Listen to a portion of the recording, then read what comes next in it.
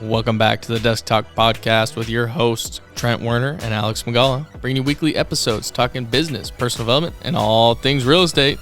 Let's do it! Welcome back. Today, Alex and I are going to talk about what the best way to increase your revenue outside of your job is. Some people will call it side hustles. I personally do not like the phrase side hustle because it's really just a passion or something that you enjoy that you can do and monetize outside of work. Yep. You hit the nail on the head with that one there. I mean, the idea is stop trying to save and go increase your income. Go make more. Don't try and save money. Go make more. Get the lifestyle you want by making more money, not by trying to save that money. Yeah, and I think a lot of people get wrapped up in that. My wife is a victim to it. She was so into, no, we have to save. I'm like, okay, well, we saved a good chunk of money. Like, that's doing nothing right there. And, and you can save your whole life and never get ahead, quote unquote. But how do you take that money and make it work for you? Yeah. Or take your time and have that work for you too if you're disciplined enough to do that outside your 9-to-5 job. Yeah, I mean, I look at my 401k as my savings. Mm-hmm. That's my savings where my pre-tax dollars are going in there, and everything that I'm taking home is now working capital that I can go and put back to work to increase my income. Mm-hmm. So it's just that right there. I mean, looking at what you have asset-wise and being able to categorize it and look at it differently than most people. Because, yeah, everyone out there probably has a checkings and a savings account, Mm-hmm. but that savings account does absolutely nothing for you. 1% maybe per year. Not even close. I think it's under 1%, but yeah, exactly. It is under 1%. So under 1%, you're going to just let that money sit in there versus putting it to work, finding something you're passionate about, and then going out and using that money to start something up that then generates income. Yeah. And let me backtrack. It is important to have a savings account, but don't keep the bulk of your money in that savings account. Get into something that is safe and conservative and is going to grow your money, and then have a kind of rainy day fund. 3 months. Not even, dude. You can liquidate the other thing it's just like if you need it. Quick, easy rule of thumb, because there's a stat out there that was pre-pandemic or the whole big C hit that literally less than, I want to say 2 or 3% of Americans had a $500 safety net or savings built up. So like that's well below even a month. Yeah. So if you can get to 3 months, that's a solid safety net where now for some odd reason, if the end of the world happens and you need to spend money, you've got that money there. And it's like this pandemic. I mean, people not getting their unemployment checks for 6 months. Yeah. If you had a 3-month buffer built up to where you could spend that money and then replenish it with once you finally get backdated on all your unemployment checks, it's just being able to have that safety buffer is big. So yes, we're not absolutely degrading a savings account because it's important to have some liquid funds for those what-if situations. But what we're trying to emphasize is going out and making it something to where you're not even thinking about, oh, I have a safety net, because you're generating so much income that your lifestyle isn't even close to where your income is. Yeah. Okay. So it's important to save, and it's also important to grow your money. I think everyone should do it. I heard a good quote: if you can't manage $1,000, how can you manage $1 million? So you have to start with wherever you're at. If it's $1,000 in your rainy day fund, and that's what your 3 months is, and then you can take everything else and spend and invest it, then that's what it is. If you have 10,000, whatever, if you got to be able to manage $1,000 before you can handle $1 million, right? So how do I increase, or what are some ways outside of your 9-to-5 to increase your income?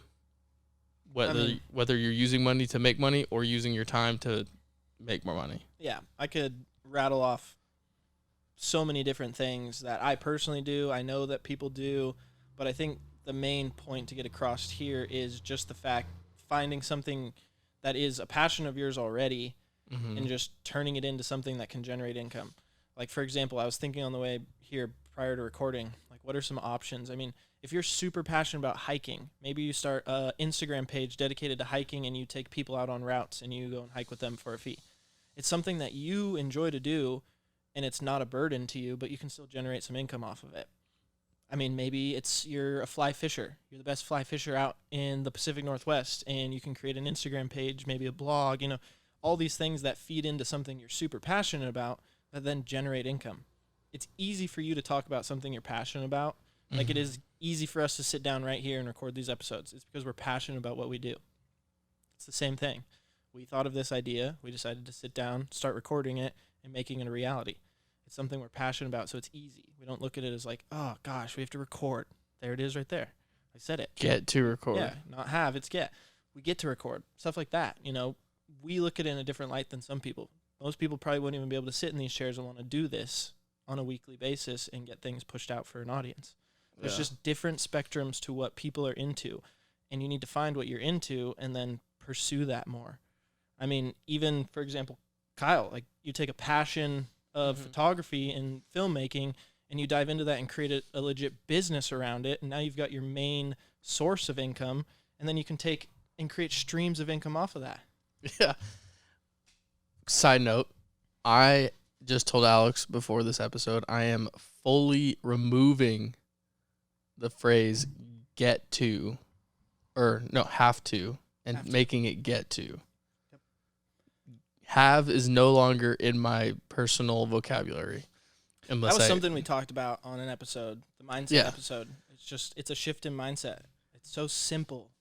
Okay. Literally a word phrase. I'm cutting the tangent off before we get too deep. Yeah, we're going off on a big tangent there. So. I really liked what you said about taking something that you're passionate about and turning it into an income stream of some sort, or a revenue generator. And I think a lot of people get wrapped up on, needing to create this big business plan and take all these necessary steps. And that's like the worst thing that you can do, because you get an analysis paralysis and you never get it off the ground. Yeah. The best thing you can do is just go do it. Yeah. And work out the growing pains as they come. And the big piece to this is do something that you enjoy and you're passionate about. If you try to just come up with the next big thing, it's not going to work because you're not invested in it emotionally. And I think it's so hard for people to channel their emotions in a progressive way. And most of the time in business, when things implode is when you get emotional about everything in a negative way. It's okay to be emotional and have that passion and have it drive you, but don't let the emotions override you and just self-implode. And I think like you said, there's so many things that you can do. You can start a hiking guide. You can start a fly fishing guide. You can, if you like designing or you like looking at clothes all the time. Etsy page. Yeah, why not design your own stuff? Like it's not costing you that much money. And who knows, you might not make $1 billion, but you might make a few bucks and you're doing something productive with your time instead of sitting on your phone on Instagram. If you're on Instagram, might as well try to make money with it. Create a stream, and then that stream, if it makes you $2,000 a year, and you get another stream that makes it's just so what? It's not your main source of income. Yeah, you're not making $100,000 a year from your quote unquote side hustles, streams of income. You're just adding to what you make as a base. Just add to it. You've got time. Yeah. Take that time and put it to work. And like I said, it's not, you might not get rich quick on it, like Alex was talking about, but you're being more productive with your time. Instead of sitting there watching a Netflix series that you're binging out every night for a month, you are bettering yourself and challenging yourself to find a different revenue stream and grow something and be excited about it. That, not everyone loves their 9-to-5, but, they stay at their 9-to-5 to pay the bills and all that stuff. Do something that you enjoy after your 9-to-5 if you have the time. If you have a family, spend time with your family and then do it after the family time. You don't need to invest 40 hours a week in it at the beginning.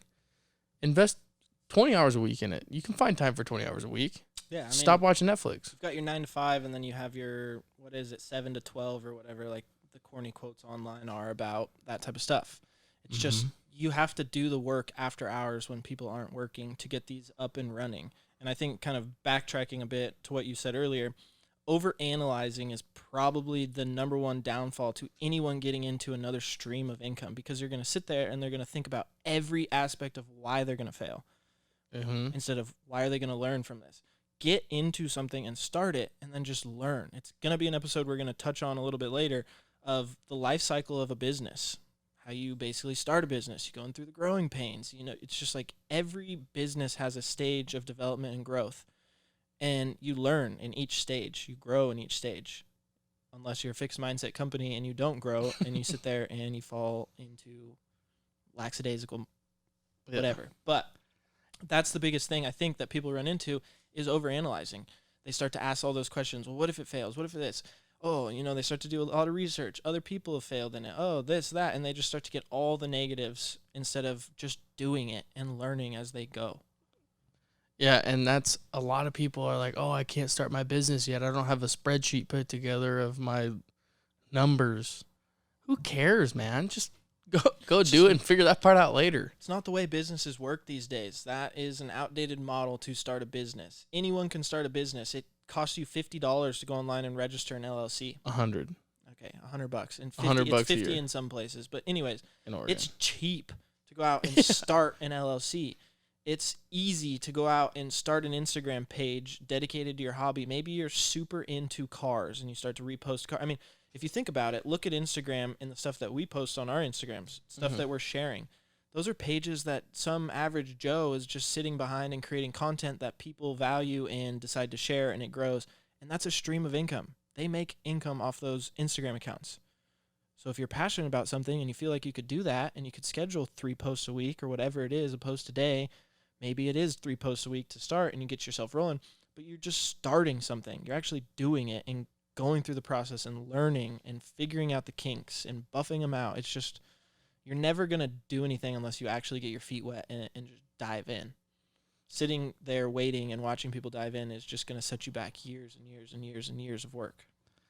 And I like what you're saying. Just go do it and then figure out the logistics afterwards. I think one thing that I've really prided myself on, if I see an investment deal that is a good deal, whether it's a flip, a burr, whatever it may be. I had one yesterday that I saw a day late. It had already been on the market for 2 days, and they were going pending that night. And I still wrote an offer on it. I was like, well, you know what? If something happens with the buyer that they're pending with, I want to be in backup position just in case, right? You never know. I just made it, like I just did it. And if we do get it, I've kind of lined up financing and people to work with on the deal. But like if we get it, great. Then I can figure out the rest of the steps after we get it. But the first step is like getting it or doing it. Just doing it. Yeah, and then you can figure everything else out afterwards. That's literally the story of creating another stream of income, is just doing it. I mean, there are so many out there. You could get into day trading. You can get into Forex trading. Wait. What do you do? I want to know what you do on the side. Me personally, I am big on Forex right now. Just dabbling into Forex because the stock market screwed me. Cough, cough. We'll return to that one. I do some drop shipping with buddies back in Reno. So that's another thing. I want to keep getting more of those started because those are cash cows. I was going to say, I haven't heard about this one yet, audience, and, I thought maybe I'd get included in on something like that. But I came to you with an offer the other day, and it was I said I was in. Down. That's the thing, is like, I'm always thinking of new ways. I mean, yes, you didn't shoot it down. It's just something that's going to take a little bit more research because there's a lot of upfront capital that goes into it. But I'm always thinking of new ways to, so I was going to say this before, but no free shout-outs. The show on NBC that deals with investors giving money to certain businesses or business ideas. They're startups, and they're trying to get off the ground. Yeah. You know exactly what show I'm Whale talking about. Watch, yeah. That show Whale Tub. is, if you look at 90%, I'm not even going to say 90, 100% of the people that go on that show, it comes from something that they're doing in their daily life. They're working at their main source of income, and then, they figure out there's an easier way to do it here, and they want to create a stream of income, and then all of a sudden that stream blows up. Those are legit cases of people that are just living their daily life, and they figure out something, and then they get it started and get it rolling, and they figure it out, and then they get to a point where, holy crap, we've grown so much, we don't really know where to go, we need some direction. And that's where they bring those big whales in. But like, that is literally starting a side hustle, starting a stream of income. That show in itself, all their stories, everything that they put out about these companies that come on there, that is literally what we're talking about. Just doing it, finding something you're passionate about, or finding something that makes your job or your life easier. Like the one I recently just watched is literally a baby swaddle for adult men and women, and it blew up. All 5 of them wanted in because it's the idea of a heated blanket, and heated blanket gives you comfort, but that it's a pain to wash those and all this. So they created like a little, when you put a baby in when they're first born and you wrap their arms and your legs in, it's like, I'm pretty sure it's called a swaddle, right? Yeah. I think it's called a swaddle. Anyways, they made that, but for legit 45-year-old, 50-year-old men and women to sleep in, because it brings comfort, and it's not a weighted blanket that is a pain to wash. It's something that's thin and easy, and it blew up. So it's just finding something that you're passionate about, doing a little bit of research to figure out if it's something that market research. I wouldn't do research around like other people trying to start it, but do market research, figure out if it's something that can be placed in a market and can succeed. The idea of a product these days has always got to be something that makes your life easier in the long run, because that's how technology is moving these days. With You got to solve a problem with your product. You got to solve a problem, make someone's life easier, or else it's going to be nothing. Or more, yeah. It's all about creating convenience in someone else's life. I want to give a quick shout out real quick to Zach Anktel, my good buddy. He had an idea through his 9-to-5 job that he works, and is like meeting with patent people and stuff like that to try to get his idea off the ground. That's the thing. Which is awesome. There's a product where just throwing it out into the market and getting it started, and people can rip that idea off and have legit businesses that can fund it behind you. Don't just start it. Do some research. Get the stuff patented. Get it locked in. Don't just go out Change there and one thing. Yeah, don't go out there and do something and then some Chinese company rips it off and sells it back to us for profit. It's just there's certain things where yes, it's going to take time. Take your steps. Yeah. Take your steps. Do your due diligence. But something like an Instagram page, something like a fly fishing guide, it's not going to take a lot of research. It just takes your passion, and your passion is going to attract more people because it bleeds through the content that you post. So I should start a golf Instagram account. What did I say like 4 or 5 months ago? What we should start? No, I don't want to do that. I play the same course all the time. It's I know, not as cool. But that's the thing, is it gets you out and involved in other courses. Fair enough. TBD, it's coming soon. I'm gonna convince him. All right, that's fair. But yeah, I mean, it's literally, we're gonna literally parlay this into a Fast-Paced Friday episode. I guarantee it. Just that what we're basically talking about ultimately is the mind of an entrepreneur. Yeah, and I don't think you have to. You can grow into the entrepreneurial mind. And all an entrepreneur is someone that's passionate about whatever business they're trying to start. Whether you're an insurance person, a realtor, a lender, a financial advisor, Barber, whatever. You start your own. Yeah, you a barber, a bar owner, whoever. Handyman. I mean, you name it. Entrepreneurs are literally just people that have the idea or are copying someone else's route, which. I mean, I do, and everyone, I think all entrepreneurs do it, unless you're maybe Elon Musk, but I think he does it too. You copy to a sense, but then you're also putting your own spin on it. Exactly. But those are entrepreneurs, and it's all driven by the idea of, I can do it, I know I can do it, and then the emotion of, I believe in myself enough to go make it happen. And that's the passion behind it. Yep. This is perfect time to bring up the 4 quadrants from Rich Dad Poor Dad. Robert Kiyosaki, yeah. Yeah. EBSI. If you haven't read Rich Dad Poor Dad, I highly recommend it. I think everyone needs to read it. I've read it like 4 times. But he talks about 4 quadrants. The E quadrant is the employee quadrant. You're working from someone else. You're getting paid an hourly or salary rate. 90% of people are there. Yep. The B quadrant is a business owner. Can you take your E quadrant and go to the B quadrant? Or can you do both at the same time like we're talking about? If you're a business owner, you may not have like a Blockbuster chain or whatever, but you might have like an Instagram page or a patent idea or whatever. That's a business owner.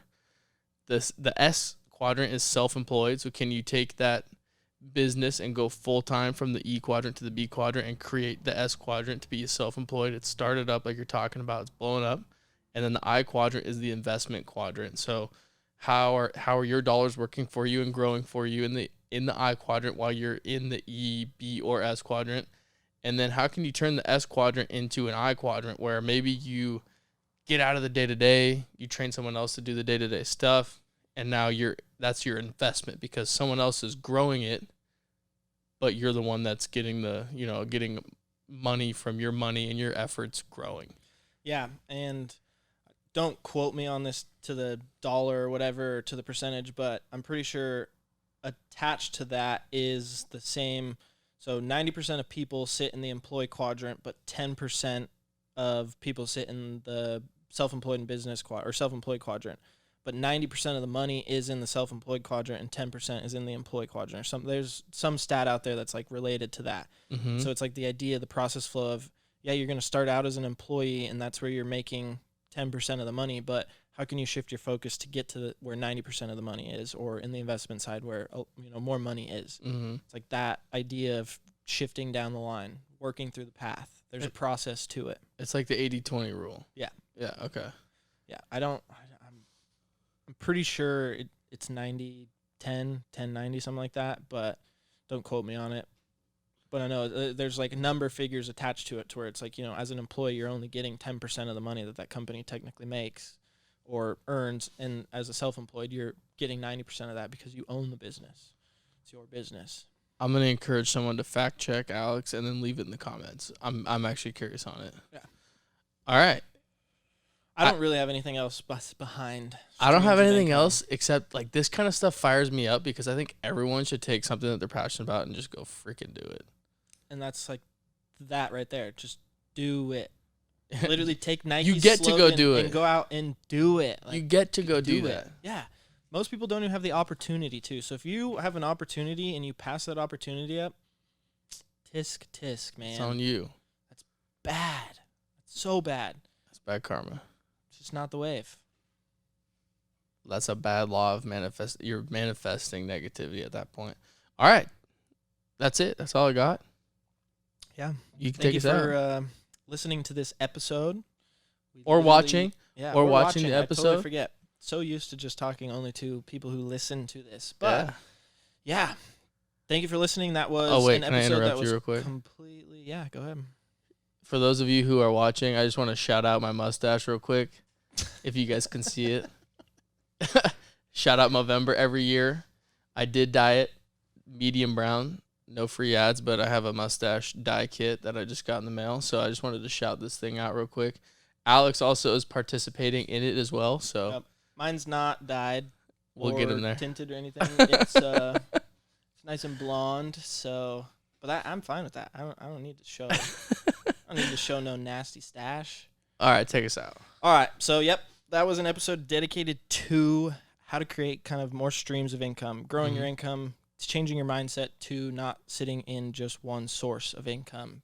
If you enjoyed that, tune in for more because every single week we are posting episodes dedicated to business, personal development, real estate, mortgages, you name it. If you have any ideas for what you want to hear, throw them in the comments. Hit us up on Instagram. You can find us on our social medias. And yeah, I mean, that's pretty much it. Adios. That's the end of today's episode. Thank you for tuning in. It truly means a lot to us. If you haven't already, please subscribe and share this with friends. This helps fuel the podcast and gets more and more guests on our show. Hey, go follow us on Instagram as well. Desk Talk Podcast. Go connect with Trent and I as well. We're on Instagram too, LinkedIn, you name it. Stay tuned for more episodes. Peace.